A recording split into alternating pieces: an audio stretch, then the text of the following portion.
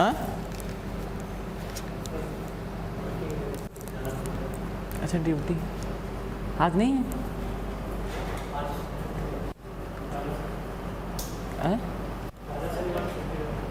Bank में है क्या? हाँ तो बैंकिंग तो पढ़ रहे हैं आज। चलो आप ही बताओ डायरेक्ट टेस्ट क्या होता है? हाँ डायरेक्ट टेस्ट कौन कौन से होते हैं? चलिए उसी को बता दो। क्या? हाँ डायरेक्ट टैक्स कौन कौन सा होता है?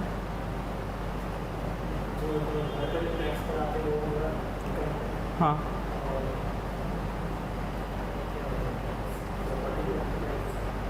और बताओ जी इधर। हाँ एक और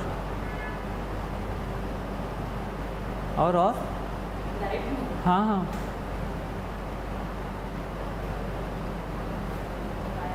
बताया तो था कल। इनडायरेक्ट बताओ चश्मा क्यों नहीं पढ़? वो तो ठीक है, एक ही ठो है वस्तु और सेवा का। पीछे बताओ आपकी सहेली कहाँ गई? कैसे? अरे तो उसकी सास की तबीयत खराब है,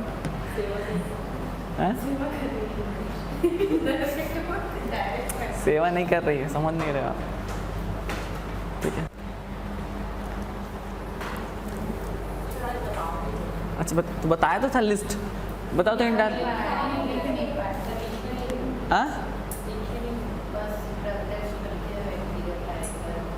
ठीक अच्छा लिखे बस आप पढ़े।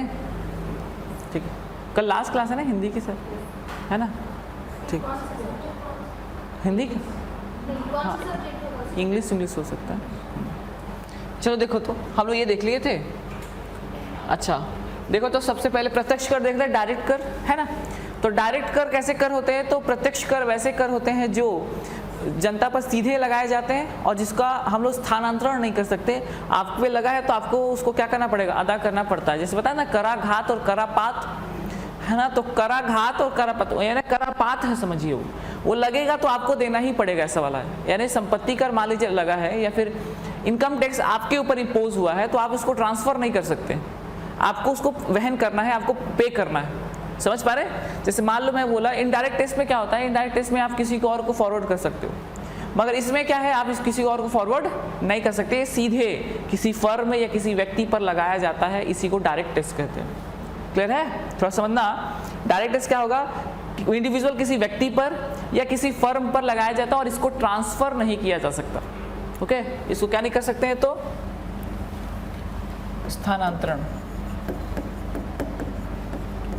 स्थानांतरित नहीं किया जा सकता है। ठीक है तो पहली बात तो ये याद रखना है कि इसके स्थानांतरित नहीं करेंगे। ओके ट्रांसफर नहीं होगा। किस पे लगेगा? तो किसी फर्म पर या किसी व्यक्ति पर, इंडिविजुअल पर लगेगा और या तो क्या फर्म मतलब कंपनी है ना, या किसी कंपनी पर लगेगा तो इस पर लग सकता है कि नहीं? अच्छा सुनो, सबसे पहला जो टैक्स है उसका नाम है व्यक्तिगत आयकर। इनकम टैक्स किसी के कमाई पर लगने वाला जो टैक्स है ना उसी को क्या बोलेंगे? इनकम टैक्स कहते हैं।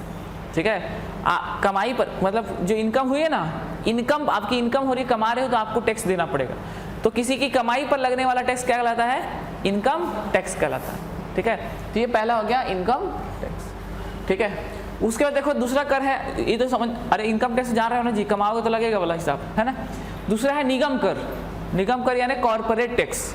ध्यान दीजिएगा यहाँ पर बताते भी चलता हूँ, ये जो इनकम टैक्स है ये सेंट्रल गवर्नमेंट वसूलती है। वसूलता कौन है? केंद्र सरकार।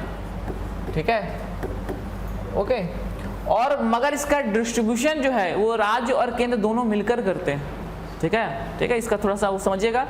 केंद्र सरकार वसूलती है और बंटवारा दोनों में होता है, राज्य और केंद्र दोनों में होता है। ठीक है ना, ध्यान देना।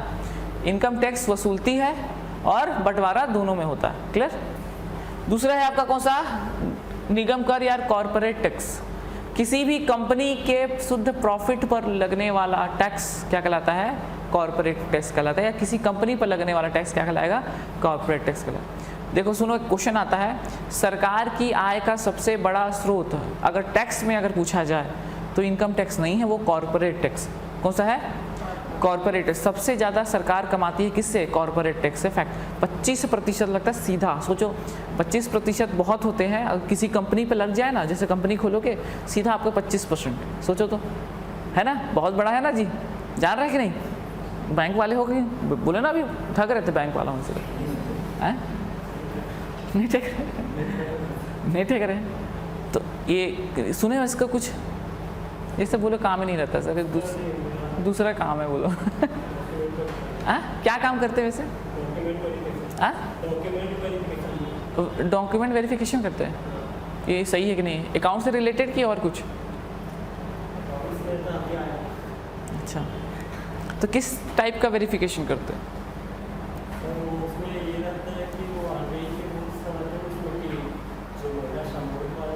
अच्छा सामूहिक वाला,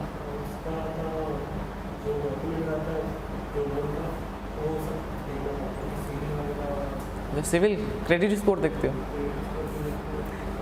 संपर्क कर लेने बता रहा था ना एक दिन, क्रेडिट स्कोर है ना, इससे क्रेडिट स्कोर पता चलेगा तो आपको लोन कितना मिल सकता है वो सब पता चलेगा, नहीं जी, है ना। देखो देखो, तो निगम कर क्या होता है, निगम कर समझिए, निगम कर कॉर्पोरेट टैक्स क्या होता है, तो किसी कंपनी, याद रखिए, किसी कंपनी के लाभ, शुद्ध लाभ पर लगने वाला टैक्स जो होता है क्या होता है, निगम कर होता है, ठीक है, याद रखिएगा।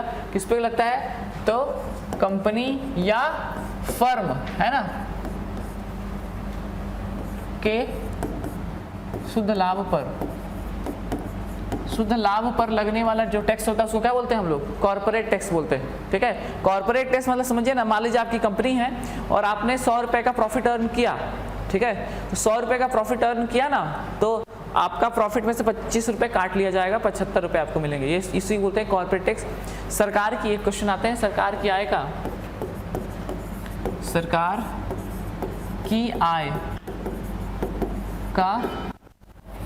की आय का सबसे बड़ा स्रोत, याद रखिएगा, किसकी बात हो रही, तो टैक्स में ना, है ना, करों में अगर बात किया जाए तो कर में कौन सा है, तो निगम कर, है ना, याद रखिएगा, समझ में है ना वो कंपनी। उसका दूसरा तीसरा कौन सा है, उपहार कर, ठीक है। उपहार मतलब अगर किसी को उपहार वगैरह देते हैं तो याद रखिएगा उस पर भी टैक्स लगता है, ध्यान दीजिए। जैसे आपको लगता होगा ना कि उपहार, जैसे कई बार क्या लोग करते हैं कि उपहार ले लिए टैक्स नहीं लगे, जैसे उपहार में कार ले लिए, तो उपहार में भी कार ले लोगे ना, उसको भी टैक्स देना पड़ेगा आपको, ठीक है। तो जो उपहार वगैरह होता है उस पर भी जो टैक्स लगता है वो भी डायरेक्ट टैक्स है, ठीक है। गिफ्ट वगैरह अगर ज़्यादा महंगा आप लेते हैं तो ये आपका क्या होगा, जैसे आपने गिफ्ट किया किसी को या फिर गिफ्ट लिया, उस पर टैक्स लगता है सीधा, ठीक है। तो टैक्स लगता है, और वो कैसा टैक्स है, वो कैसा है, डायरेक्ट टैक्स। कैसा है, डायरेक्ट।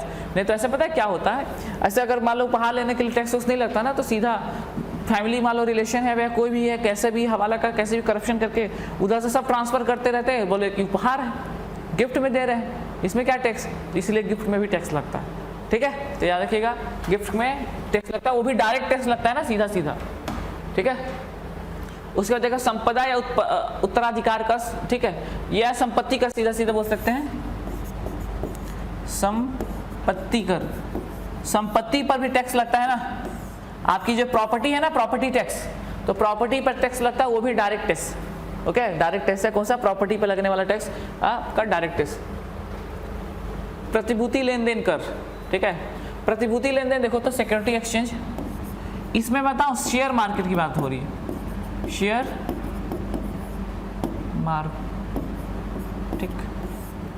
मार्केट, ठीक। देखो तो शेयर समझते हैं, सुने होगे बस अभी तो जान नहीं रहे हो। जैसे आप ना, एक होता है अभी बाजार पढ़ेंगे, मुद्रा आपका पूंजी बाजार, एक होता है आपका ऐसा खुदरा बाजार।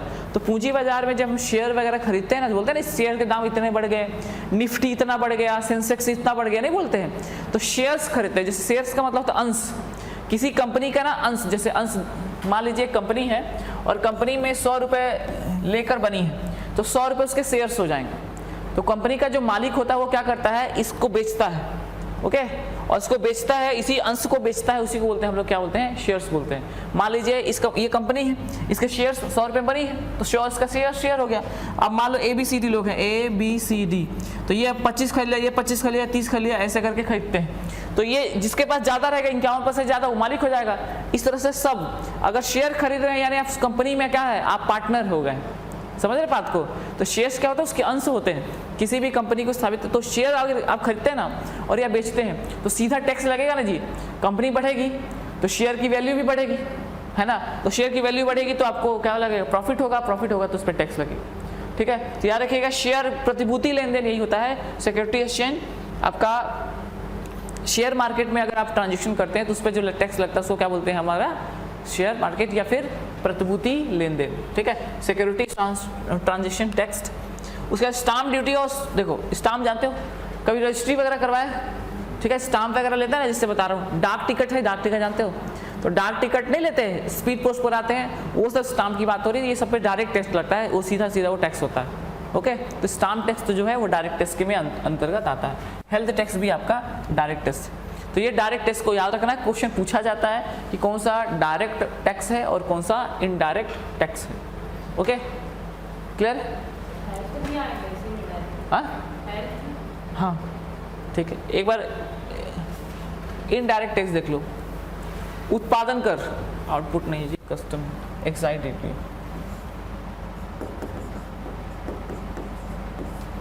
ठीक है, उत्पादन कर, देखिए ये इनडायरेक्ट टैक्स। ठीक है, कैसा है इनडायरेक्ट, ये क्या होता है, एक्साइज ड्यूटी। तो देखो कंपनी के फैक्टर कॉस्ट पर लगने वाला टैक्स। याद करो मैं आपको बताया था जब फैक्ट्री से माल निकलता है तो उसको हम लोग क्या बोलते हैं, फैक्टर कॉस्ट बोलते हैं। ठीक है, उसके बाद उसमें बताया था कि इनडायरेक्ट टैक्स ऐड होता है, बताया था ना, इनडायरेक्ट टैक्स ऐड होता है। वही इनडायरेक्ट टैक्स क्या है, तो वही उत्पादन कर है। कौन सा है, उत्पाद कर बोलते हैं या एक्साइज ड्यूटी बोलते हैं। ठीक है, तो उत्पाद कर याद रखिएगा, उत्पाद कर क्या होता है, तो कंपनी के फैक्टर कॉस्ट पर लगने वाला जो फैक्टर कॉस्ट है ना, तो फैक्टर कॉस्ट के बाद जो लगता है इनडायरेक्ट टैक्स, बोले थे ना, इनडायरेक्ट टैक्स जोड़ना है और सब्सिडी को हटा देना है, तो क्या बन जाएगा, वो आपका मार्केट प्राइस बन जाएगा फैक्टर कॉस्ट से।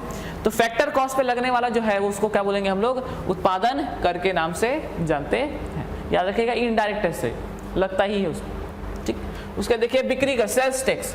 अगर मान लो कोई सामान आप बेचना चाहते हैं तो आपको बिक्री कर देना पड़ेगा, सेल्स आपको है ना, तो सेल्स टैक्स देना पड़ेगा। बिक्री करने के लिए आपको सेल्स टैक्स देना पड़ेगा। मान लीजिए आप साड़ी भी बेचना चाहते हैं ना, तो बिक्री करना चाहते हो तो टैक्स देना पड़ेगा सरकार को, यहाँ बिकना बेचना ऐसे कर। तो बिक्री कर भी कैसा है, आपका अप्रत्यक्ष है। ज़्यादा समझना बस है, बट क्वेश्चन यही आते हैं, कौन सा अप्रत्यक्ष है कौन सा वो अप्रत्यक्ष, बस इतना ही आता है। सर्विस टैक्स, सर्विस टैक्स देखो ये भी इनडायरेक्ट टैक्स है। सर्विस मतलब आप खाना खाने गए, ठीक है, पढ़ने चले गए, ठीक है, ये सब क्या है, सर्विस है ना। तो सर्विस टैक्स कैसा है, ये सब क्या है आपका इनडायरेक्ट टैक्स। ठीक है, लगता है सीधा सीधा टैक्स लगता है ना। जीएसटी आजकल सबको मिला के जीएसटी लेने लगे हैं, ओके ना। ये सेवा कर, अरे पहले होता था अभी नहीं है तो क्या है, सेवा कर, ये जो है सेवा कर में अब जीएसटी आ जाता है, सीधा जीएसटी जोड़ देते हैं। तो जीएसटी में कौन सा है, सेवा कर तो है, ये है, ये शामिल हो चुका है, ये शामिल हो चुका है ना। याद है जीएसटी का मतलब ही यही था, सभी इनडायरेक्ट टैक्स को मिलाकर एक टैक्स कर देना है। क्लियर है ना, तो यही सबको मिलाया गया है। ओके, अच्छा ये अलग है। मनोरंजन कर देखो, आप जानते होंगे, हाँ मनोरंजन कर कभी कभी सुने होंगे कि कोई पिक्चर बहुत अच्छी होती है तो सरकार जो है टैक्स फ्री कर देती है। तो सुने होंगे, देखो इसे पढ़ के भी नहीं, प्रैक्टिकली भी बना सकते हो। कौन सी सरकार फ्री करती है, स्टेट गवर्नमेंट करती है। अलग अलग राज्यों में अलग अलग नहीं होता है, टैक्स फ्री होता है। जैसे कैसे बताऊं, कौन सी लास्ट टाइम फ्री हुई थी, जैसे कश्मीर फाइल है ना, तो यूपी में और एक आध दो और जगह ना क्या हो गई थी, एमपी में होता, टैक्स फ्री हो गई थी ना। तो टैक्स फ्री होता था, हाँ पता नहीं, हम नहीं देखा हूँ। तो जो टिकट देखना, टिकट जो रहता है उसमें लिखा था टैक्स मतलब टिकट का प्राइस कम हो जाता है ना। तो वो कौन सा, वो ये कौन कर रहा है, तो ये अप्रत्यक्ष कर है और ये स्टेट गवर्नमेंट के अंडर में आता है। मनोरंजन कर, ये पूछ लेगा तो कौन करेगा, मनोरंजन टैक्स कौन वसूलता है ऐसे बोलेगा तो कौन है, स्टेट गवर्नमेंट। इसीलिए देखना ना जी, अभी पश्चिम बंगाल में ये जो कौन सा पिक्चर था उसको बैन कर दिए, तो केरला स्टोरी को बैन कर दिया था ना, हाई कोर्ट फिर बोली कि नहीं ऐसे नहीं कर सकते आप, अभिव्यक्ति की आज़ादी है ऐसे करके, तो उनको चालू करवाना पड़ा था। ठीक है, इसी आदि पुरुष को लेकर चल रहा है अभी। तो ये सब समझिए ना, ये सब कौन, स्टेट गवर्नमेंट का मैटर, किसका मैटर है, स्टेट गवर्नमेंट, बन जाएगा ना। तो याद रखिएगा, पहली बात तो इसमें याद रखना ये इनडायरेक्ट टैक्स, और साथ साथ एक और याद रखना कि ये कौन वसूलता है, तो ये राज्य सरकार वसूलती है। कौन वसूलता है, राज्य सरकार। ठीक है, चलो राज्य सरकार मतलब बता दूं क्या कौन कौन क्या क्या वसूलता है, है ना, राज्य सरकार केंद्र सरकार भी क्लियर है। देखो ये जो निगम कर, थोड़ा इनकम टैक्स बता देना कौन लेता है, केंद्र सरकार लेती है, और बंटवारा किस में होगा, दोनों में। मगर ये जो निगम कर है ना, लेगी केंद्र सरकार, है ना, और बंटवारा नहीं करती। ठीक है, कंपनी से लेती है, बंटवारा नहीं होता है। अच्छा, संपत्ति कर तो राज्य सरकार लेती है। प्रतिभूति लेन देन, याद रखिए प्रतिभूति, ये पांचवा प्रतिभूति लेन देन केंद्र सरकार के अंडर आता है, बंटवारा नहीं होता है। ठीक है, शेयर मार्केट जो होता है ना, पूरा कंट्रोल किसका होता है, केंद्र सरकार का होता है। स्टाम्प शुल्क जो होता है, देखो दो प्रकार के होते हैं स्टाम्प, एक स्टेट गवर्नमेंट के स्टाम्प होते हैं और एक आपके सेंट्रल गवर्नमेंट के स्टाम्प होते हैं। ठीक है, तो दोनों अपने अपने वसूलते हैं। जैसे आप ना जमीन खरीदने जाओगे ना, तो जमीन खरीदने जाएंगे तो इस नहीं जाते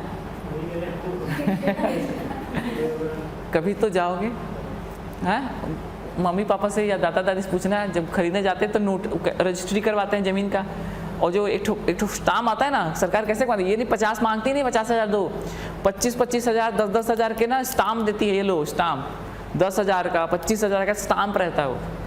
हाँ, तो वो जो स्टाम्प है ना, उसी पर लिखाता है कि मैं ये फलाना पिता ये मम्मी ये इसको स्थानांतरित करता हूँ या फिर इसको ट्रांसफ़र करता हूँ ज़मीन को, ऐसे ऐसे। तो स्टाम्प जो होता है राज्य सरकार भी लेती है स्टाम्प ड्यूटी, और आपका सेंट्रल गवर्नमेंट तो बता ही दिया। तो स्टाम्प जो है वो दोनों वसूलते हैं। ठीक है, ओके, बताने का मुद्दा यही था। और लास्ट हेल्थ कर, तो हेल्थ कर भी दोनों लेते हैं। ठीक है, ऐसे एक बार सुनो ना, हेल्थ कर को गूगल कर लेना, तो यार मैं श्योर नहीं, बट फिर भी मेरे को लग रहा है कि डायरेक्ट होना चाहिए। ठीक है, अच्छा इसमें देखो तो उत्पादन कर, ठीक है, कस्टम ड्यूटी, उत्पादन कर भी दोनों लगते हैं। ठीक है, उत्पादन भी कर कौन लेंगे, दोनों लेंगे। ठीक है, उसका देखिए बिक्री का सेल्स टैक्स, देखो मैं बताऊं, ये सारा अब ना जीएसटी में चला गया। किस में चला गया है, तो जीएसटी चला गया। तो आपको भी पता है जीएसटी का कुछ सिस्टम अलग है। जीएसटी का क्या सिस्टम है, तो जीएसटी वसूलते हैं और केंद्र और राज्यों में बांटते ना। तो ये सारा जो है ये क्या है, ये केंद्र और राज्य दोनों में क्या होता है, बंटता है। क्लियर है, ओके। तो देखो पहले उत्पादन कर हो गया, उत्पाद किसी के फैक्टर कॉस्ट पे लगता है। उसके बाद आपका, अच्छा फैक्टर कॉस्ट पता है जी, आप पढ़ना ना, रिकॉर्डिंग को एटलीस्ट पढ़ लेना ना। हाँ, कल का रिकॉर्डिंग एक दिन डिले चलता है ना। कल नहीं पढ़ा जी, कई दिन का हो गया। फैक्टर कॉस्ट बहुत दिन हो गया ना, कहाँ हो आप ठीक है, देखो मनोरंजन कर, ठीक, मनोरंजन कर, मूल्य वृद्धि कर, ठीक है, वैल्यू, ये जो वैट सुनिए, तो ये एक बहुत स्पेशल टैक्स हुआ करता था, अभी भी चल रहा है। ठीक है, ये चल रहा है अभी भी ना, वैल्यू एडेड टैक्स, वैट बोलते हैं, वैट। ठीक है, ये क्या होता है, हर स्टेज पर ना, सुनना, ध्यान सुनना, इसको सबसे पहले फ्रांस में इंट्रोड्यूस किया गया था। सबसे पहले कहाँ आया था, फ्रांस में। ठीक है, क्या होता है, हर स्टेज पर जो किसी भी वस्तु की प्राइस है वो बढ़ती रहती है। जैसे मान लीजिए बताता हूँ, देखो जैसे मान लो क्या है, रॉ मटेरियल है आपके पास, ठीक है, मिट्टी ले लेते हैं। तो मिट्टी को सबसे पहले खेत में है, खेत से उसको क्या करे, काट कर ढोकर लेकर आए कहाँ, घर। ठीक है, घर लेके आए तो उसका प्राइस बढ़ेगा कि नहीं बढ़ेगा, और उसका वैल्यू हुआ ना जी। खेत का मिट्टी था, घर उधर डोहार के लेकर आए, नहीं यार, अब लेकर आए, अब उसको गीला करके, ठीक है, गीला करके रख दिए तो उसका प्राइस बढ़ा। फिर उसके बाद क्या किया, वो कुम्हार क्या किया, कुम्हार उसको फिर क्या करने लगा, शेप देने लगा। ठीक है, तो कच्चा घड़ा बना दिया है तो उसका वैल्यू बढ़ा। उसके बाद फिर क्या किया, वो फिर उसको पकाता है ना जी, वो गरम चिमनी उमनी में, किसमें, तो कोयला वाला है, भूसा डाल के पकाया, तो फिर उसका वैल्यू बढ़ा। और उसके बाद फिर वो मार्केट लेके गया, तो मार्केट में लेके जाएगा तो ट्रैवल करेगा, कहीं लोकेशन कहीं तो रखेगा ना, है कि घूम थोड़े बेचते हैं यार, उसको कहीं रखते हैं, तो फिर उसका वैल्यू बढ़ा कि नहीं बढ़ा। तो इस तरह से हर स्टेज में आप देखें ना, तो कि उस मिट्टी की वैल्यू बढ़ रही है कि नहीं बढ़ रही। इसी हर स्टेज में वैल्यू बढ़ने के कारण हर स्टेज में टैक्स भी लगेगा। बताओ ये क्या बात हुआ तो लगेगा, मतलब है तो है। सरकार क्या बोलती है, तो फ्रांस में नया सिस्टम था ना, फ्रांस में हमने 1999 में इसको एडॉप्ट किया, तो 2008 तक इनसे सब हमारे सभी राज्यों ने, सबसे पहले हरियाणा ने किया था। सुनो तो पहले कहते हैं इसमें कि हर स्टेज में क्या होता है, वस्तु की प्राइस बढ़ती है और वस्तु की प्राइस बढ़ी तो हर स्टेज में उसका टैक्स भी लगेगा। ठीक है, यही है वैट, वैल्यू एडेड टैक्स, है ना। वैल्यू ऐड हो रही है, उसमें वैल्यू ऐड हो रही है ना। जैसे मिट्टी को आप खेत से लेकर आए तो उसमें वैल्यू नहीं ऐड हुई, थोड़ा पानी डाले, फिर घड़ा बनाए, कच्चा घड़ा बना तो उसमें वैल्यू ऐड हुई, फिर इसको पक्का घड़ा बना दिया तो और वैल्यू ऐड हो गई। तो वैल्यू ऐड होने से क्या करेंगे, उसमें टैक्स भी लगाएंगे। ठीक है, क्या लगाएंगे, टैक्स लगाएंगे। क्लियर है, तो याद रखिएगा वैल्यू एडेड टैक्स ये कब इंट्रोड्यूस हुआ था हमारे यहाँ 1999 में। सबसे पहले 2008 में सब हो गया था, हरियाणा ने अपनाया था। किसने अपनाया था, हरियाणा ने सबसे पहले क्या किया था, इसको अपनाया था। ठीक है, वैल्यू एडेड टैक्स। एक मिनट ना, ये शायद रिकॉर्डिंग रुक गया है। ठीक, याद रखिएगा वैल्यू एडेड, वैट अभी भी लगता है। बताओ कैसे, आप पेट्रोलियम पे सुने होंगे। एक मिनट ना, ये रिकॉर्डिंग देखो ना, रुका है शायद। देखो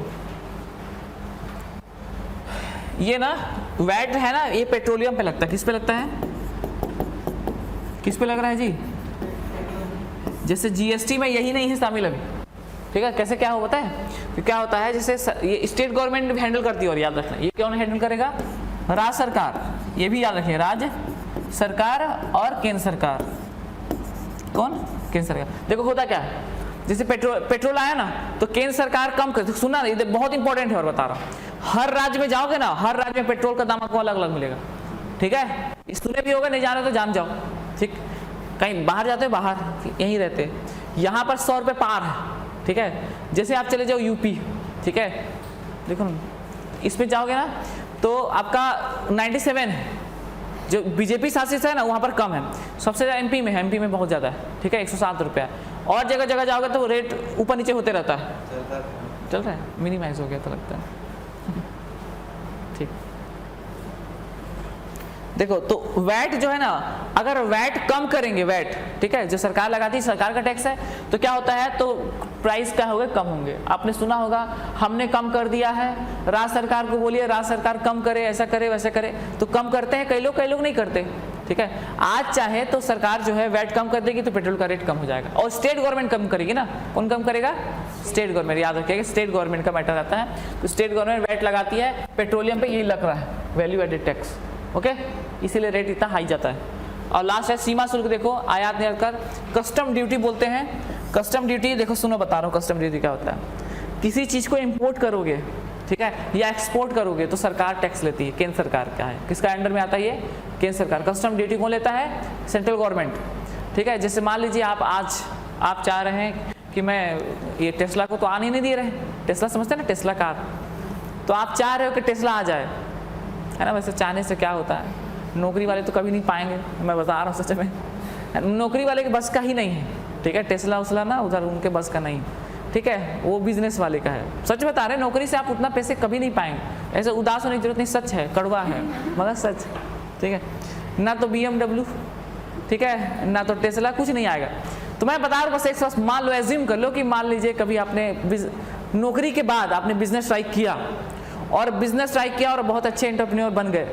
आप सोचते हो कि टेस्ला आ जाए ना, तो आप क्या करोगे, भारत सरकार तो यहाँ कंपनी खोलने दे रही नहीं है, तो आप क्या करोगे, इंपोर्ट करोगे। नहीं करोगे यार, इंपोर्ट करते हैं ना, अरे है भारत में टेस्ला चल रहा है, ठीक है, टाटा अंबानी लोग है के पास है। तो मान लीजिए आप क्या करें, आप इंपोर्ट करते हैं, तो इंपोर्ट करोगे ना तो सरकार उस पर टैक्स लगेगी। ठीक है, और सुने होंगे आप लोग, जैसे इसीलिए महंगा पड़ रहा है, जो रेट है ना उसका डबल पड़ रहा है, डबल। मान लीजिए वो 8 करोड़ की है, तो 1 करोड़ की है, तो वो सीधा 2 करोड़ हो जा रहा है। मतलब उस पर कौन सा ड्यूटी लग रहा है, कौन सा ड्यूटी लग रहा है, तो कस्टम ड्यूटी। वो सुने होंगे कस्टम ड्यूटी। ठीक है, देखना कभी कभी क्या होता है, हमारे ही लोग हैं, क्रिकेटर नहीं होते, क्रिकेटर लोग, ठीक है, या फिर फिल्म स्टार लोग, वो क्या करते हैं, अभी धराए थे, बताओ, हार्दिक पांड्या धराए थे। ठीक है, क्या हुआ था, घड़ी होता, घड़ी, हाँ देखिए सुने हो, तो क्या होता है, घड़ी देखो आप पहन के आना है चाहो तो आ सकते हो। ठीक है, जैसे बता रहे हैं, जैसे एक दुबई है ना, दुबई में हमारा दोस्त रहता है, वो क्या है, जब भी आता है तो एक आईफोन 2 आईफोन लेकर आता है, क्योंकि आप एक ट्रैवल कर सकते हो, एक रख सकते हो, और लेके आ सकते हो। और पता है झोला भर के ले आओ तो कस्टम वाले पकड़ लेंगे वहाँ पर आपको, एयरपोर्ट में आपको क्या लगेगा, कस्टम ड्यूटी वहीं देना पड़ जाएगा। ठीक है, फाइन देना पड़ेगा वहीं पर।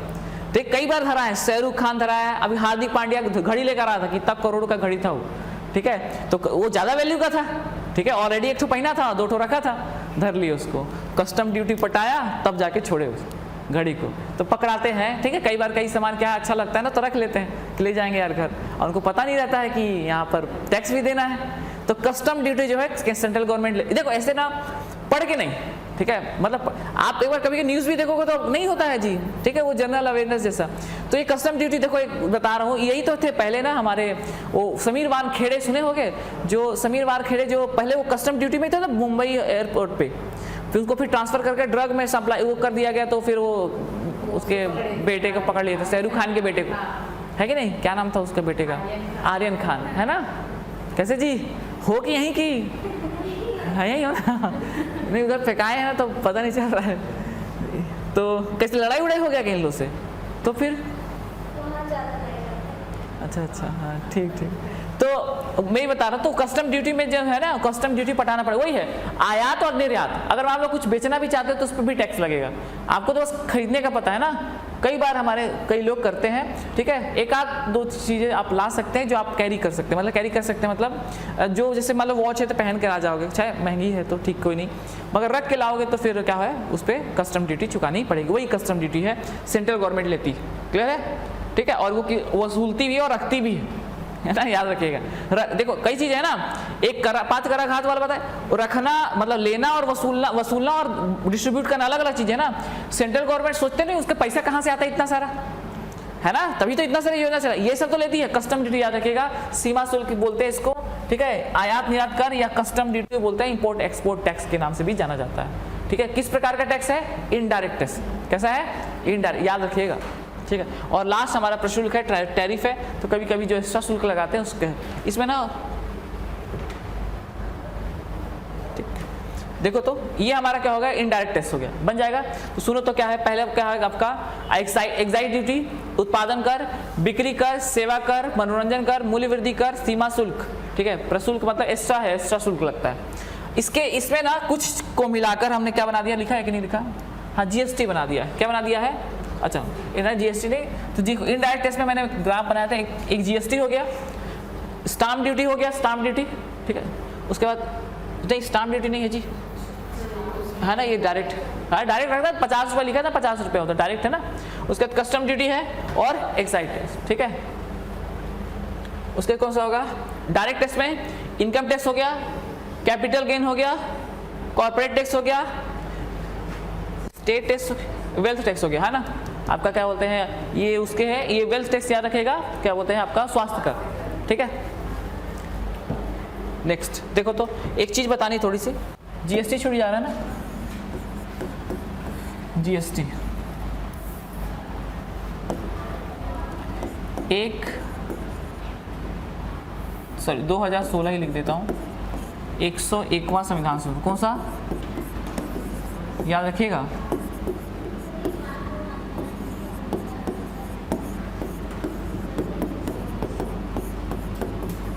ठीक है।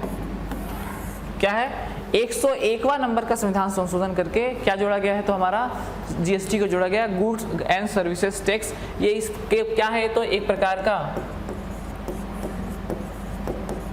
का अप्रत्यक्ष कर का समूह है, ठीक है। अप्रत्यक्ष करों का क्या है, समूह है, समूह, ठीक है। इनडायरेक्ट टैक्स जो है ना, जो सेल्स टैक्स में बता रहा था, ठीक है, ये सब टैक्स को जोड़ जाड़ के क्या बना दिया, सेवा का सर्विस टैक्स बता रहा था, उस सबको जोड़ के क्या बनाया है, जीएसटी बना दिया, ठीक है। तो जीएसटी से बहुत अच्छा रेवेन्यू हो रहा है। तो जीएसटी याद रखें, जीएसटी के लिए जीएसटी नंबर लेना पड़ता है, सभी के लिए होता है, ठीक। तो ये जीएसटी को थोड़ा सा याद रखें, ये एक संविधान संशोधन याद रखना, 101वां संविधान संशोधन, ठीक है। आगे बढ़े, तो ये हमारा कौन सा हो गया, ये हो गया टैक्सेशन के बारे में, टैक्स को थोड़ा सा पढ़ लेना, ठीक। क्या चीज़, स्लैब प्रकार नहीं होता क्या, स्लैब पूछ रहे हो, है ना, 5%, 12%, 18%, ये स्लैब, और ठीक स्टेट जीएसटी, हाँ देखो इस जीएसटी का देखो, इसका सा सिस्टम थोड़ा सा गड़बड़ा है बीच में। क्या हुआ, कोरोना आ गया ना, क्या हुआ कि बोले कि पहले वसूलेंगे, ठीक है, वसूल के क्या करेंगे, बांटेंगे, और देखो क्या होता है, कई टैक्स मैंने आपको बताया जिससे राज्य सरकार लेती है ना, कई चीज, जैसे राज्य में अगर मान लो कोई कंपनी रजिस्टर हो रही है, ठीक है, तो राज्य सरकार उसका लेगी। नहीं समझे, जैसे मान लीजिए मैं आपने छोटा सा एक कंपनी खोला, छोटा सा, ठीक है, फैक्ट्री खोला है, फर्म खोला, आपने रजिस्टर कहाँ किया, राज्य में, ठीक है, तो राज्य सरकार ना उसको लेगी, है ना, उससे रिलेटेड सारे जो टैक्सेस हैं वही लेगी।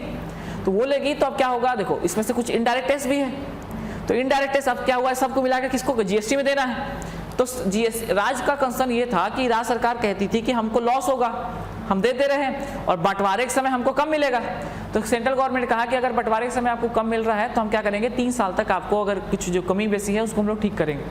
तो इसी का थोड़ा सा डिस्ट्रीब्यूशन था। इसकी मीटिंग होती रहती है हर 6 महीने में, ठीक है। हाँ, तो ये जो जीएसटी की मीटिंग, इसमें सब सारे ना फाइनेंस मिनिस्टर्स जो स्टेट के होते हैं ना, वो सब जाते हैं और ये सब जाके क्या करते हैं, रेट तय करते हैं। देखो ऐसा नहीं होता है कि इसमें ये जो जीएसटी है वो है, इसमें सारे स्टेट के फाइनेंस मिनिस्टर होते हैं और एक आपका सेंट्रल गवर्नमेंट के होते हैं, ठीक है। इसमें क्या होता है, सारे लोग मिलकर क्या करते हैं, स्लैब तय करते हैं और डिसाइड करते हैं कि किसको कहाँ पर रखना है, ठीक है। तो देखो जैसे अभी ना मतलब दही हो गया, जो ये मिल्क वाला प्रोडक्ट है, इसको बढ़ा दिए थे, ठीक है। तो ये सब चलता रहता है, स्लैब याद रखें तो भी सही है, नहीं भी याद रखो तो चल जाएगा। 101वां संविधान संशोधन याद रखना टैक्स के बारे में, ठीक है। जीएसटी आपका गुड्स एंड सर्विस है, किस प्रकार का टैक्स है, तो एक अप्रत्यक्ष करों का समूह है, ठीक है। आगे बढ़े, चलो देखो ना, इसके बाद देखिए तो इसके बाद हम लोग नया टॉपिक स्टार्ट करते हैं, बैंक, ठीक है, या फिर वित्तीय बाजार। वित्तीय बाजार तो नहीं पढ़ रहे थे क्या, वित्तीय संस्थान पढ़ रहे थे। चलो एक स्टार्ट करते हैं हम लोग, कौन सा,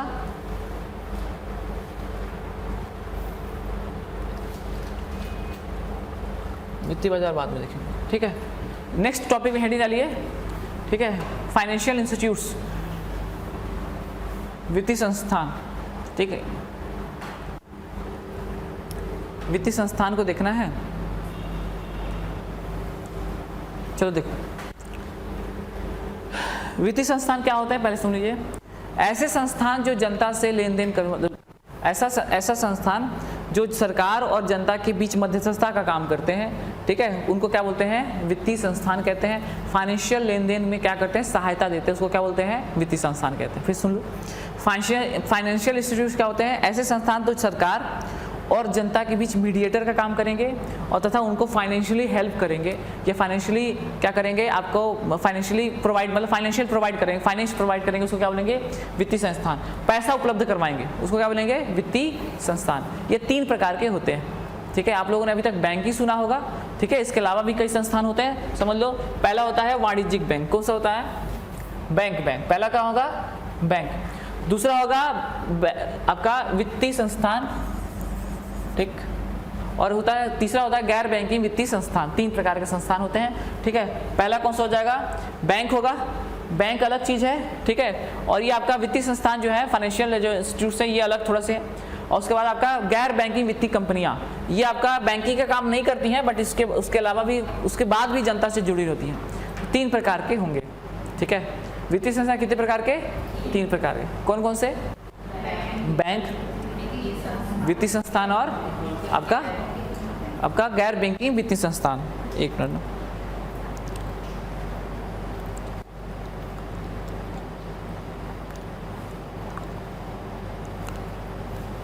वही बोला क्या गलत लिखा हुआ है, विकास वित्त संस्थान बोलते हैं, विकास वित्त संस्थान, ठीक है, विकास वित्तीय संस्थान, सुधार लेना। एक होगा बैंक, एक विकास वित्तीय संस्थान और गैर बैंकिंग वित्तीय संस्थान, ठीक, 3 प्रकार के होते हैं। चलो बैंक आज स्टार्ट करते हैं, बैंक को थोड़ा पढ़ते हैं, ओके। उसके बाद देखो विकास वित्तीय संस्थान समझ लेंगे और गैर बैंकिंग वित्तीय संस्थान भी हम लोग समझ लेंगे, कोई कठिन नहीं है, एकदम इजी। तो सबसे पहले बैंकिंग देखिए, तो बैंक के बारे में थोड़ा सा मैं बता देता हूँ। देखिए थोड़ा सा हिस्ट्री देखो, 1717 बैंक ऑफ हिंदुस्तान, सुने हो क्या, ठीक, ये याद रख लेना। 1894, 1921, 1935,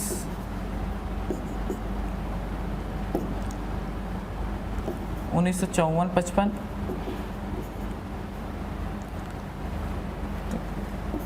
पंजाब नेशनल बैंक,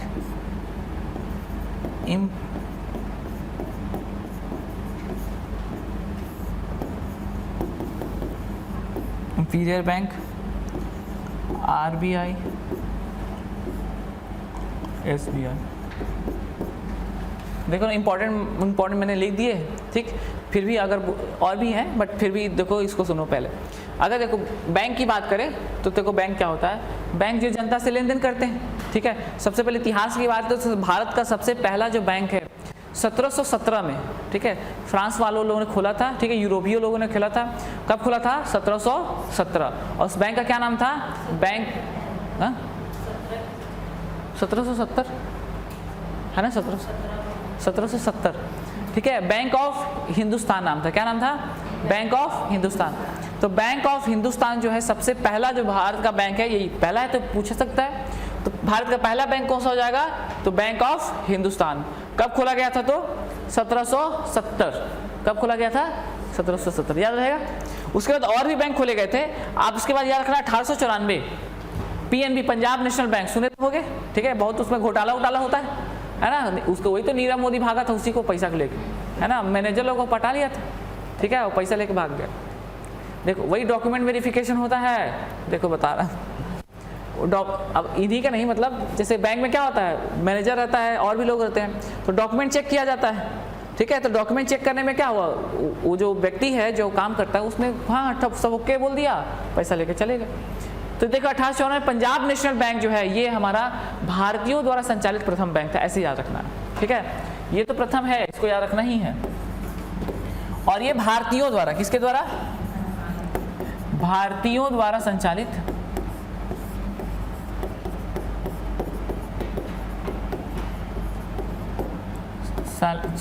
प्रथम बैंक, है ना।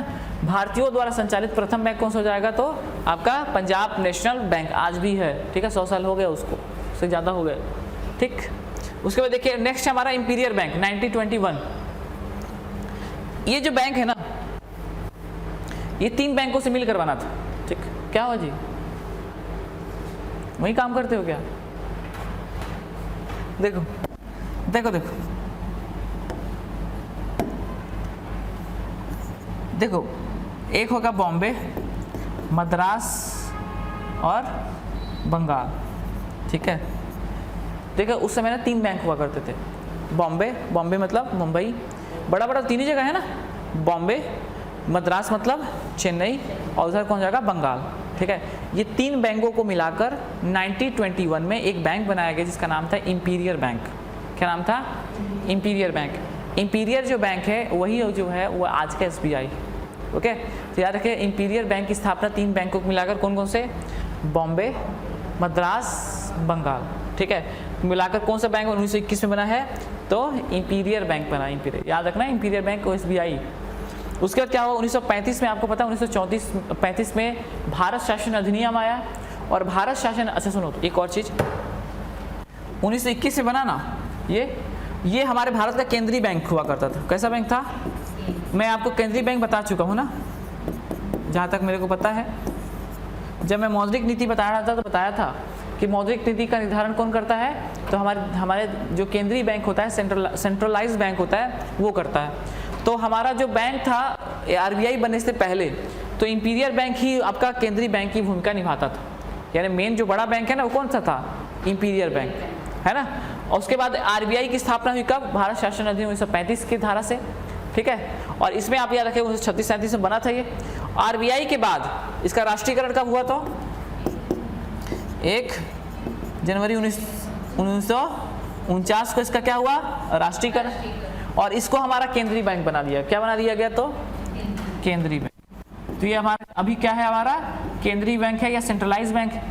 उसके बाद देखिए क्या होता है, ये इंपीरियल बैंक चूंकि अंग्रेजों के कब्जे में था और हमको एक सरकारी बैंक चाहिए था ना सरकार के लिए, इसीलिए सरकार ने क्या 1954-55 में इंपीरियल बैंक का नाम बदला और इस बैंक को का राष्ट्रीयकरण करके आपका इसका नाम रख दिया स्टेट बैंक ऑफ इंडिया, ठीक है। क्या नाम रख दिया? State bank of India. आज सबसे ज़्यादा ये कमाती है, ठीक है। सबसे अच्छा मतलब बैंकों में ना सब बैंक घाटे में जा रहे हैं। 28 बैंक है लगभग राष्ट्रीयकृत, इसका परफॉर्मेंस कभी नहीं जाता है, ठीक। कभी भी लोन लेने जाओगे ना तो कभी ना मिलेगा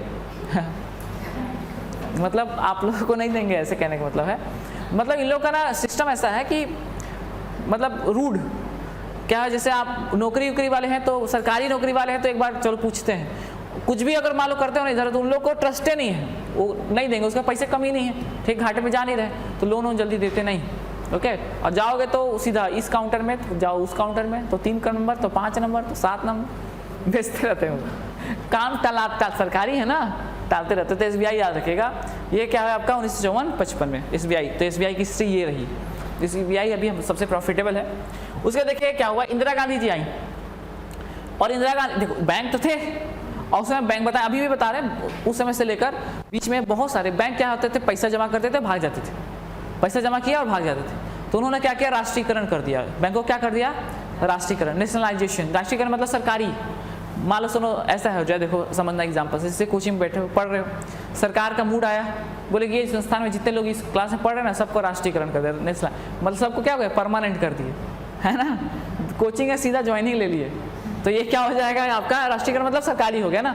तो क्या हुआ देखिए 1969 में, ठीक, यहाँ ये क्लियर है ये वाला, अभी मैं बैंक अभी पढ़ाया नहीं हूँ ना, ये बैंक अभी पढ़ाना है, वो हिस्ट्री थोड़ा सा बता रहा था, क्लियर है ना हिस्ट्री, अरे ये बताऊँगा अभी यही बता रहा हूँ बैंक, ठीक ठीक लिखा होगा 1717 प्रेसिडेंसी बैंक, याद रहे तो ठीक, नहीं तो कोई बात नहीं, मैं इंपॉर्टेंट वाला बताया हूँ, ठीक है, इंपीरियल बैंक आपको याद रखना है, ठीक है। 1969 में क्या हो गया, इंदिरा गांधी जी ने ऐसे सारे बैंक जिसकी पूंजी 50 करोड़, उसमें बहुत होता था, तो उसको ना जिसकी पूंजी 50 करोड़ है, 14 बैंकों को उन्होंने नेशनलाइज कर दिया। कितने बैंकों को?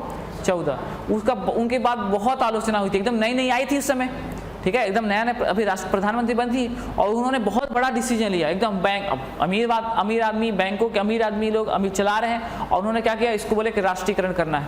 बहुत आलोचना, जैसे अभी होती है ना मोदी जी की, मतलब कुछ भी चीज़ लाते हैं, जैसे मान लो यूनिफॉर्म सिविल कोड ला रहे हैं, पता है ना, सुने तो हो, अरे समान नागरिक संहिता आर्टिकल 44 सुने तो होंगे। तो ये जो है इसको लाते हैं तो अभी बहुत आलोचना होती है, मगर कभी 40 साल 50 साल बाद बहुत प्रशंसा होगी। वैसे ही देखिए कोई भी चीज़ लाई जाती है ना, रिफॉर्म आता है ना, तो उसमें बहुत आलोचना होती है। जैसे बता रहे CAA आया, ठीक है, CAA आया ना, अच्छा 3 तलाक वाला, 3 तलाक बता रहा हूँ, 3 तलाक आया, पता है 3 तलाक, ठीक है, 3 तलाक जो है जब आया था तो कितना विरोध हो रहा था, लोग सड़कों पे और आज तारीफ करते हैं, 3-4 साल की ही बात है ना। वैसे ही देखिए वही बता रहा हूँ, जब इंदिरा गांधी जी नए प्रधानमंत्री थे 1969 में, उन्होंने क्या किया, बहुत ब्रेव डिसीजन लिया। पहली बार तो यंग थी और वो समझ गए बैंकों को, आ रहे हैं पैसा जमा कर रहे हैं भाग जा रहे हैं, ठीक है, तो उनका कोई मॉनिटरिंग नहीं था ना, उन पर कोई मॉनिटर करने वाला नहीं था, ठीक, तो उतना पावर भी नहीं था उस समय RBI वगैरह को।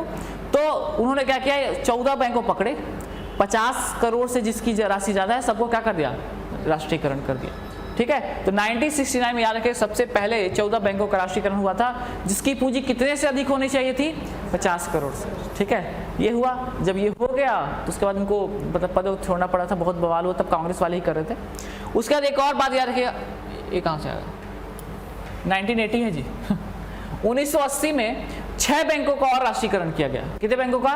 6, 1980, एक 1969 और 1980 में 6 बैंक, कितना हो गया, तो ये आपका 26, जिसकी जो पूंजी 200 करोड़ से ज़्यादा हो उसको क्या किया गया, राष्ट्रीयकरण कर दिया गया।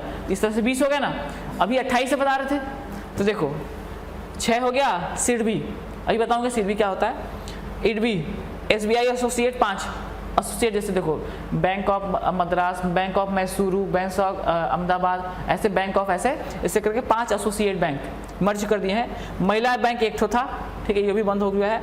28 बैंक जो है हमारे राष्ट्रीयकृत करवा दिए गए, ठीक है, पुराना डेटा है बट आपको याद रखे तो ठीक है। ये डेट बस याद रखिएगा, इस समय राष्ट्रीयकरण किया गया, कितने बैंकों किया गया, ये पूछता हुआ है क्वेश्चन, ठीक है, बन जाएगा। राष्ट्रीयकरण मतलब समझ गए ना, सरकारी किए हैं, ठीक नहीं, आगे बताना। तो ये हमारा हो गया बैंक का क्या, थोड़ा सा इतिहास, थोड़ा बैंक और देख लेते हैं, ओके, बैंक के बारे में थोड़ा और।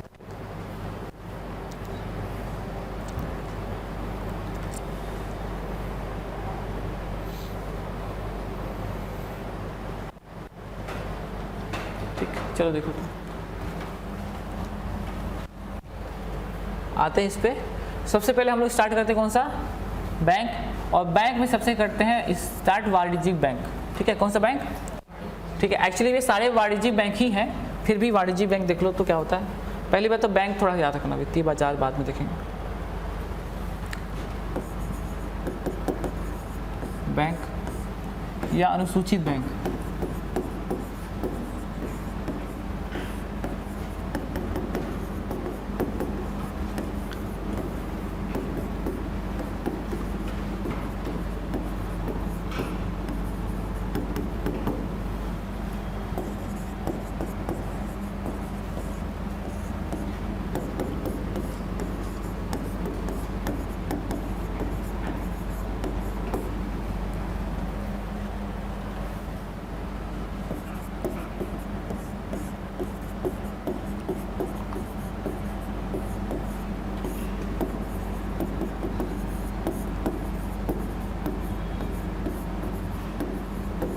ठीक है।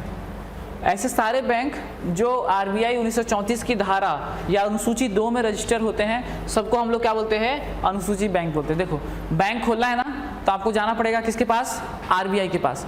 और आरबीआई क्या करेगी? 1934 में एक धारा है अनुसूची 2, अनुसूची 2 में आपको लिस्ट कर देगी, पैसे देखेगी, आपका सब चीज़ देखेगी, डॉक्यूमेंट देखेगी, सही रहेगा। बस आपको याद रखना अनुसूची 2 में अगर रजिस्टर कर दी तो आपका टाइटल जो है अनुसूचित बैंक का मिल जाएगा, अब बैंक खोल सकते हो। यही है बैंक की परिभाषा। ऐसे बैंक जो अनुसूची 2 में रजिस्टर हो आरबीआई की धारा में 1934 में, इसको क्या बोलते हैं? अनुसूची बैंक बोलते हैं। ठीक, याद रहे तो ठीक। उसके अलावा देखे थे हम लोग वाणिज्यिक बैंक। क्या होता है? वाणिज्यिक बैंक, फाइनेंशियल बैंक। देखो ये क्या होता है? ऐसे सारे बैंक जो जनता से सीधे पैसे का लेन देन करते हैं वाणिज्यिक बैंक कहलाते हैं। ठीक है, वे सारे बैंक जो जनता से सीधे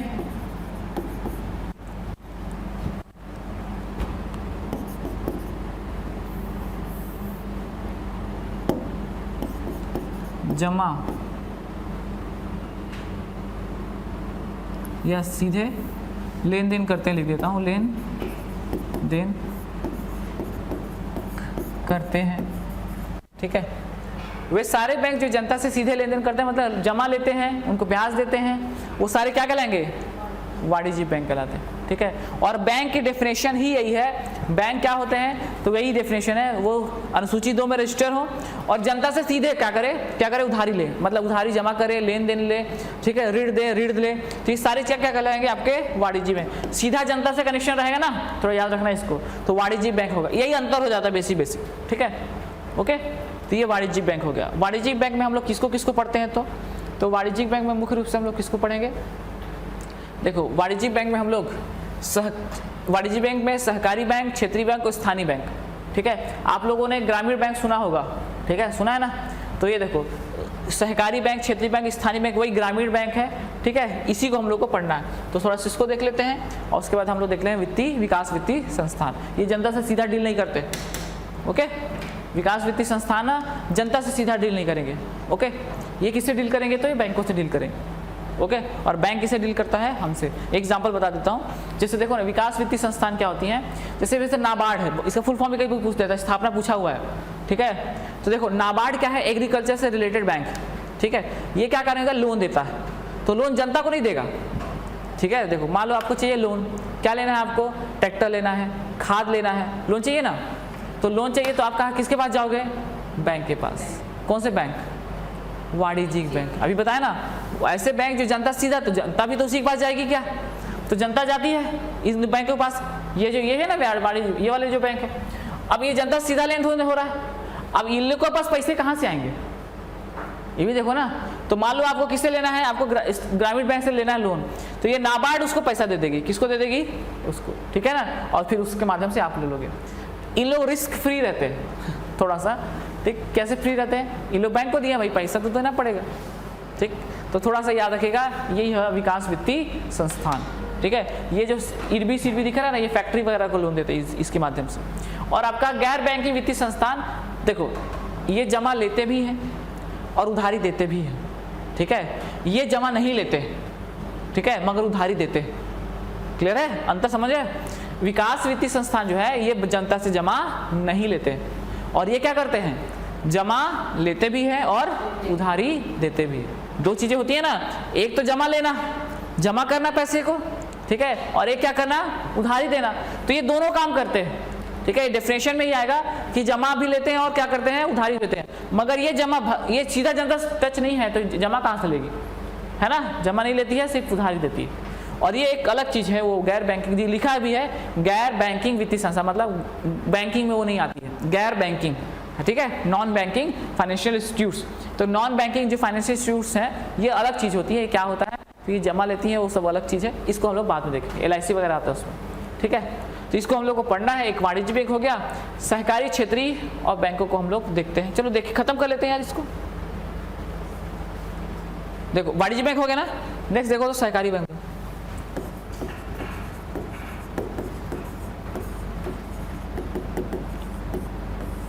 ठीक है। सहकारी बैंक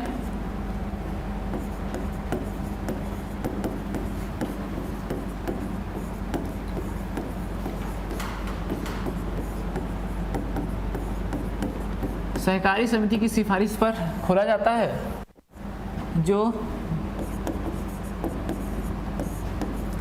ब्याज की दर है राज्य सरकार डिसाइड करेगी, निर्धारित करती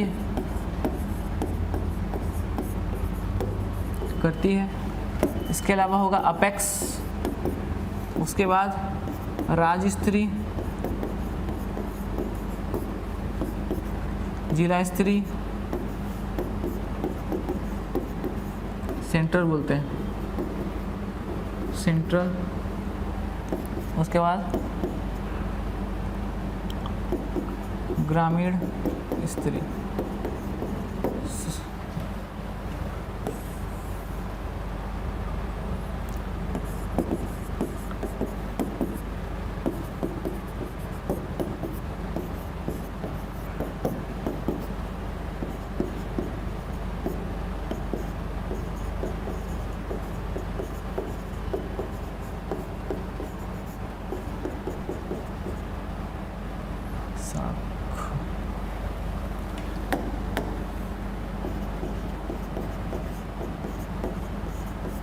चलो थोड़ा सा अपना इसका स्ट्रक्चर समझ लेते हैं, ठीक।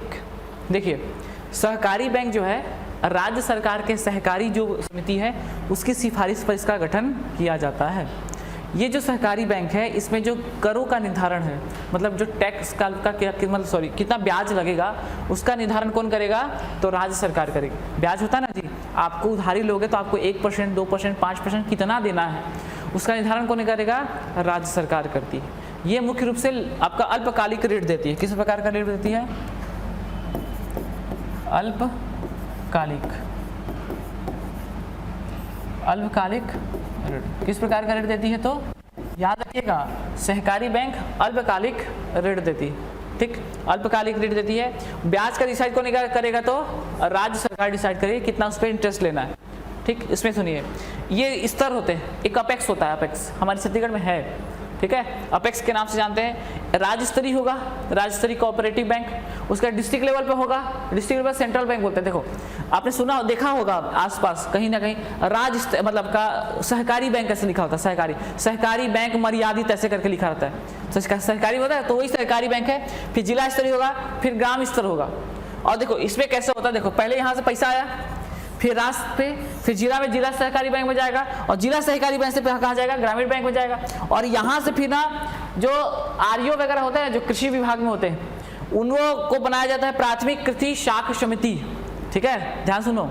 जिससे सरकारी अधिकारी बनेंगे ना, तो एक होता है RO, मतलब जैसे कृषि वाला है ना, कृषि वाला एक फील्ड है, पोस्ट होता है, उन लोगों को बना देंगे कि आप लोग लोन बांटो, किसी को खाद के लिए दे दो, किसी को सिंचाई के लिए दे दो।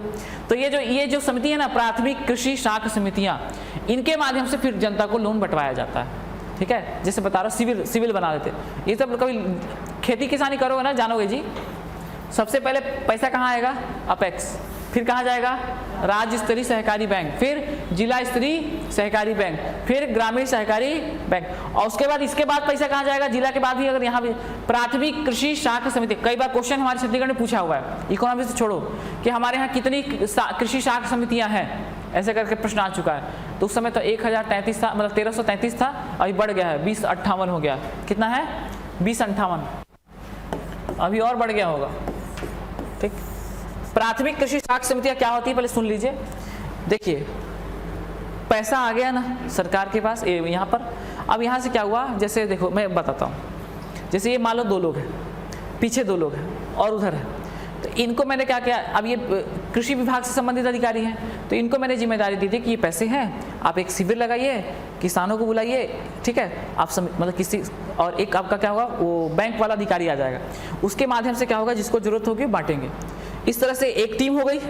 और ऐसे करके कितनी टीम है, तो उसी टीम को बोलते हैं कृषि प्राथमिक कृषि शाख, यानी शाख होता है ऋण समिति। तो ऋण देने वाली समिति कौन सी है, प्राथमिक कृषि शाख समिति। प्राइमरी जो है ना एग्रीकल्चर, जो अब ये ऋण देती है, शाख मतलब क्या होता है, शाख मतलब ऋण देती है, और समिति तो छोटे छोटे समितियां बना के किसानों को ऋण देते हैं। किसान तो जाएंगे नहीं वहाँ पर, ठीक है, कई लोग जाते हैं, कई लोग नहीं जाते, तो हैंडपंप के लिए, सिंचाई के लिए सब लोन वगैरह देती हैं। यही है सहकारी बैंक, ठीक है। इस सहकारी बैंक में देखो हम लोग ना, आपका ग्रामीण बैंक भी आप लोग पढ़ोगे, ठीक है, तो ग्रामीण बैंक को थोड़ा सा मैं बता देता हूँ। 50%, 35% और 15%। RBI का इसमें शेयर्स कितने होते हैं, 50%। राज्य सरकार कितना होता है जी, सरकार 35%, सॉरी हाँ राज्य सरकार 35%, ठीक, नहीं राज्य सरकार यहाँ पर होगा, राज्य सरकार, और यहाँ पर एक SBI, मतलब एक आपका एक कोऑपरेटिव बैंक होगा, एक वाणिज्यिक बैंक होगा, बैंक नीचे है, सॉरी वाणिज्यिक बैंक, और ये हो जाएगा आपका राज्य सरकार, ठीक है। एक बार कंफर्म कर लेने दीजिए। देखिए मान लीजिए किसी कोऑपरेटिव बैंक यानी आपका ग्रामीण बैंक में पैसा लगा हुआ है, तो ग्रामीण में सीधा 50% पैसा किसका होता है, RBI का होता है। किसका होता है, RBI का। उसके बाद देखते हैं, 1 मिनट ना, उसको मैं श्योर कर लेता हूँ।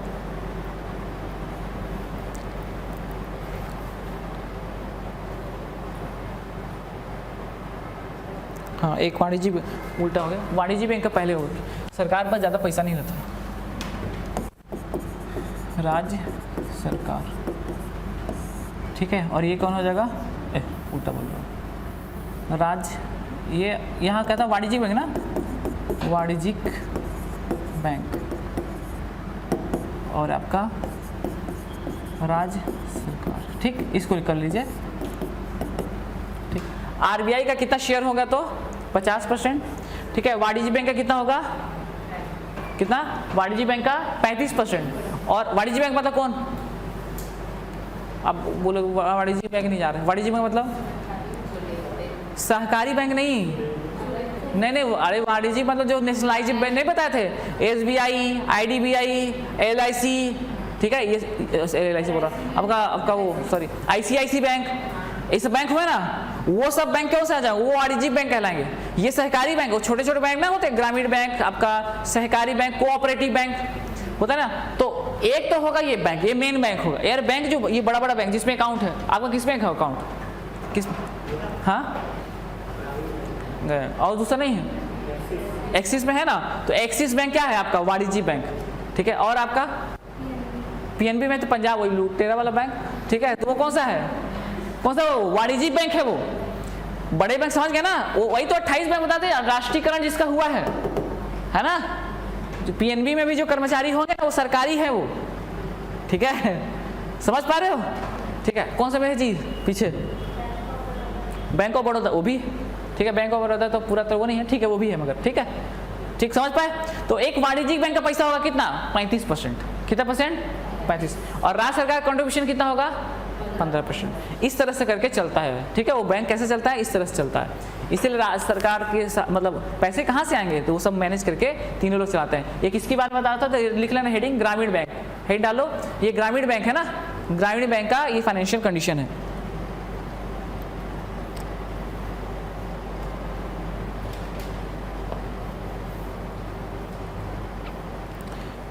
2 अक्टूबर 1975 क्या था? ग्रामीण बैंक 2 अक्टूबर 1975, ठीक। उद्देश्य क्या है इसका? नाम ही देख लो, उद्देश्य ग्रामीण प्लस कृषि क्षेत्रों को ऋण प्रदान करना। क्या प्रदान करना? प्रदान करना। ग्रामीण एवं कृषि क्षेत्रों को क्या करना? ऋण प्रदान करना। अच्छा सुनिए तो एक चीज, ये जो बैंक है ना, ये 2 जगह नहीं है गोवा में ये बैंक नहीं है, गोवा में गांव ही नहीं है ना, और सिक्किम में भी नहीं है। कहाँ नहीं है? ठीक है, ये जो बैंक है ये 2 जगह नहीं है। ओके, जो ग्रामीण बैंक जो है ये 2 जगह नहीं पाओगे आप, एक गोवा में और सिक्किम में। ठीक है, इस स्थापना कब हुई थी? 1975 में इसकी स्थापना हुई थी। ठीक है, इसको थोड़ा सा याद रखिएगा। यही हमारा बैंक था। ठीक है, तो बैंक को आपको इतना पढ़ना है। एक वाणिज्यिक बैंक होता है और एक होगा सहकारी बैंक। सहकारी बैंक में आपके ग्रामीण बैंक वगैरह पढ़ना था। ठीक है, वाणिज्यिक बैंक में जो मैंने अभी स्टार्टिंग बताया ना हिस्ट्री, वो जो मेन बैंक था वही वाणिज्यिक बैंक। ठीक है, और उसके देखो एक ये इसी को तो बताया था जी, अनुसूची किस में? अनुसूची 2 में रजिस्टर होगा। कहाँ का? आरबीआई का। ठीक है, कि धारा कौन सा? 1934 की धारा अनुसूची 2 में, है ना। ये लोग थोड़े रजिस्टर होंगे, है ना, नीचे वाले ये लोग नहीं, ये इसके अंडर में आते हैं। एक ग्रामीण बैंक को, एक सहकारी बैंक को ना एक वाणिज्य बैंक चलाता है। ठीक है, उसे वो क्या होता है, हालांकि इंडिपेंडेंट रहता है, मगर अगर मान लो कुछ उसको वो सजेशन चाहिए, कुछ पैसे चाहिए या फिर कुछ और चीज़ें चाहिए ना, तो वाणिज्य बैंक आरबीआई के गाइडलाइन के अकॉर्डिंग ही करते हैं वो लोग। क्लियर है। और ये जो बैंक है ना, ये अल्पकालिक ऋण ही देते हैं। ठीक है, मतलब कम छोटा समय के लिए ऋण देंगे आपको, बड़ा ऋण नहीं देंगे। और बड़ा ऋण लेना, मान लो आपको बड़े बड़े लोन लेने हैं तो कहाँ जाना पड़ेगा आपको? ये फाइनेंशियल बैंक, ये जाना पड़ेगा आपको, वाणिज्य बैंक, एसबीआई जाओ, पीएनबी जाओ, ठीक है, और दूसरे बैंक जाओ, मगर ऐसे वो नहीं मिलेगा। ठीक है, छोटे बैंकों में जाओगे तो आपको छोटा छोटा लोन छोटे दिन के लिए, ज़्यादा पैसे भी नहीं मिलते हैं। पता क्या होता है, कई बार सरकारें, अभी क्या हुआ था जान रहे हो नहीं, यही अल्पकालिक ऋण है ना, जब सरकार कांग्रेस पार्टी जब थी तो उन्होंने बोला था किसानों के हम सारे ऋण माफ करेंगे। कौन से? वो तो नहीं बताते, है ना। अल्पकालिक ऋण, कौन से ऋण? अल्पकालिक ऋण। ठीक है, तो अल्पकालिक ऋण माफ किए थे सरकार ने। ठीक है, हालांकि वैसे भी बहुत सारे, क्या होता है, किसान रहते हैं, सीजन आता है तो उधारी लेते हैं।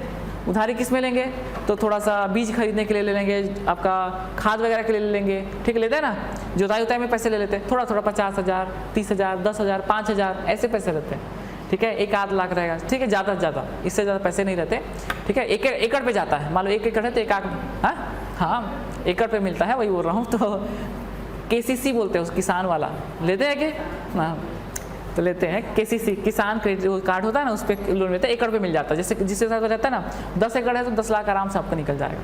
ठीक है, तो ऐसा नहीं है, मिलता है, मतलब छोटा लोन होता है, फिर भी देखोगे तो कम लोन है, तो छोटे छोटे लोन होते हैं, और उसी को क्या किया सरकार ने, क्या किया, माफ कर दिया। ठीक है, माफ हुआ है क्या? कितना माफ हुआ? 20 लाख 20,000 माफ हो गया। क्या चीज़ में लिए थे? अरे नहीं, तो किस पर्पज से? हाँ, ले लेते हैं ताकि अब तो सरकार बनेगी तो चुकाना नहीं पड़ेगा। कई बार करते हैं किसान लोग कि जानते हैं सरकार क्या बहुत होता है लोन ना, तो ले लेते हैं क्योंकि सरकार माफ़ कर देगी, मगर बैंक जो है सजेस्ट करते हैं कि ये सब माफ़ी वाला ठीक जो है ठीक नहीं है, इस पर दबाव पड़ता है, लॉस में जाते हैं।